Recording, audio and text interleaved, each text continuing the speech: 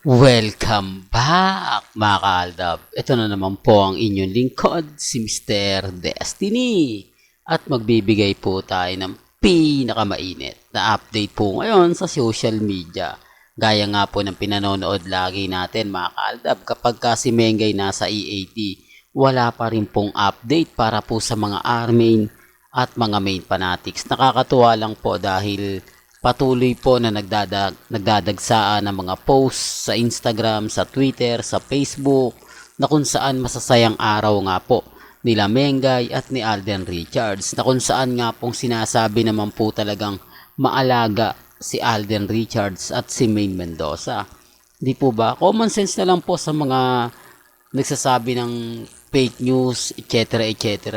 Guilty lang po sila, di po ba? Sabi ko nga po sa inyo, babalik at babalik ang mga panahon ng Aldab.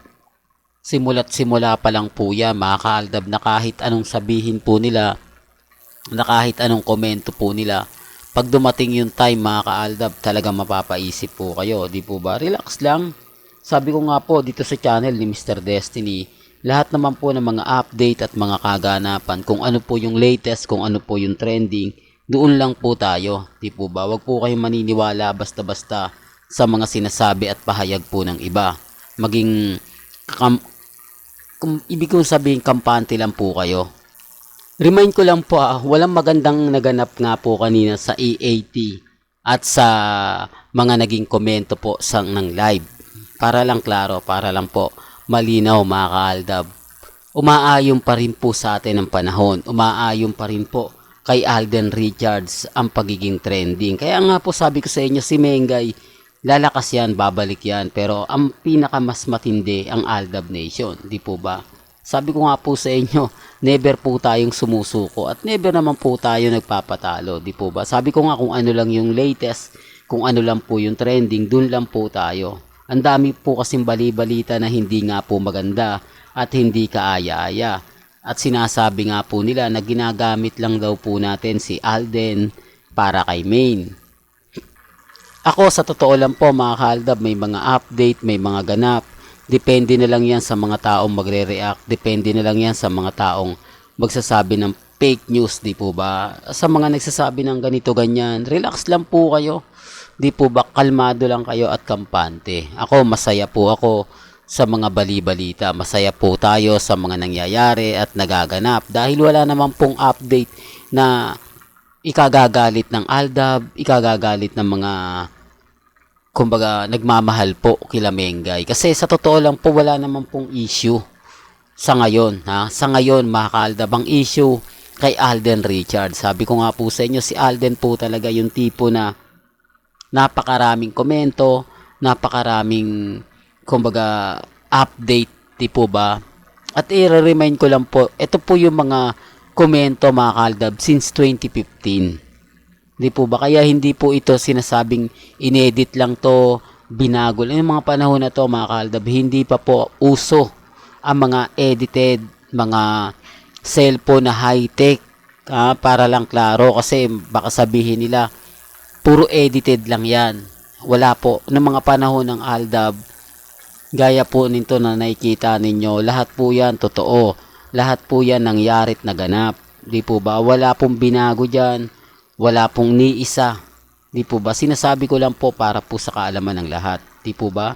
Pero bago tayo magtuloy at bago natin pag-usapan itong mainit na update natin, kung bago ka lang sa channel na to at isa kang true-blooded Aldab Nation na nagmamahal kina Mengay at Isoy, tama po ang channel na pinuntahan mo, kaya consider na po kitang bagong subscriber. At huwag mong kalimutang i-share ang mga video po natin sa mga mami, sa mga titas, at sa mga senyor. Sabi ko nga po sa inyo, wag po kayong basta-basta maniniwala.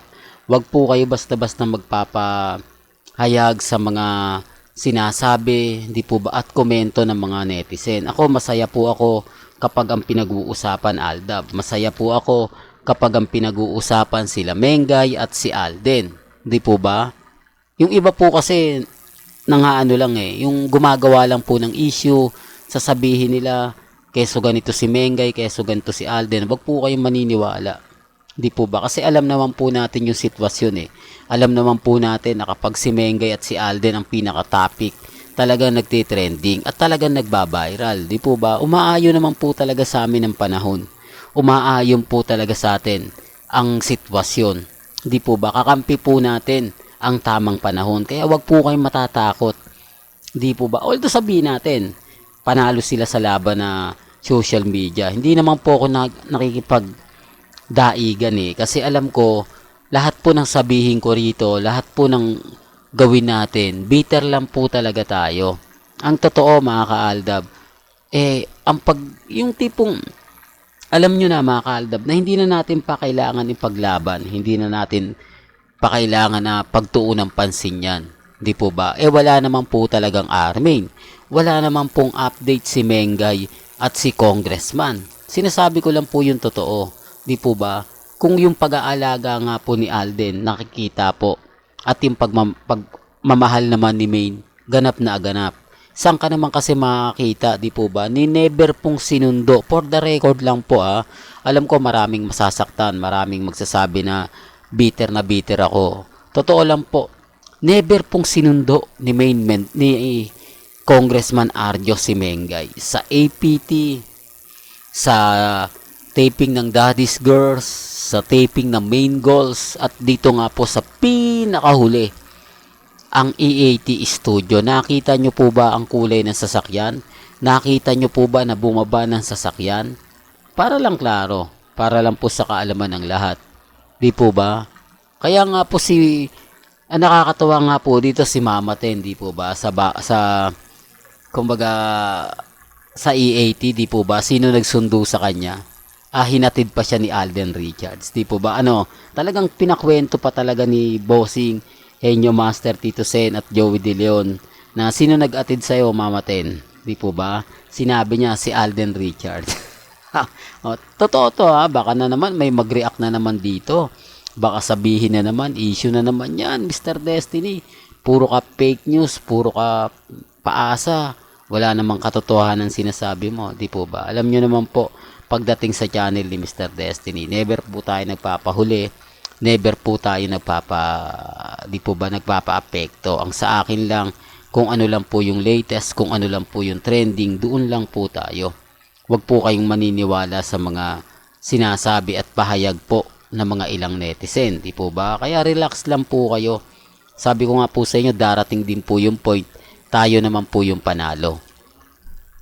Kaya relax lang po kayo, kampante lang po kayo sa mga nagsasabi, nako ganyan ka Mr. Destiny, Mr. Paasa ka, fake news ka, lahat ng sinabi mo hindi totoo, lahat ng pahayag mo ganito ganyan, di po ba? Sinasabi ko lang po para po sa kaalaman ng lahat. Sinasabi ko lang po sa mga mamis, sa mga titas, at sa mga senyor, di po ba? Yung mga nagsasabi ng ganito, oy ganyan, Mr. Destiny, move on ka na, tapos na yung boxing, tapos na yung ganito, tapos na yung ganyan, di po ba? Relax lang, di po ba? Darating naman po yung point mga kaaldab na magiging matatag din po tayo at magiging kampante. Kahit ano naman po kasi sabihin natin, magiging bitter lang po talaga tayo, di po ba? Inuunahan ko na po kayo para alam po ninyo kasi kumbaga sabi ko nga, nasa atin pa rin ang tadhana, kakampi pa rin natin ang sitwasyon at panahon. Kahit ano po kasing sabihin nila, hindi naman po gumagalaw si Maine Kumbaga, hinahayaan lang tayo na kahit nasasaktan talaga yung Armin. Totoo po, ang apektado po talaga rito ang Armin. Kasi main fanatics wala na silang pakialam kay Congressman Arjo. Sinasabi nga po nila na anong silbi, wala man lang pagbigay ng update. Ang ibig kong sabihin, hindi man lang daw po nagpo-post, hindi man lang daw po nagbibigay ng ganap.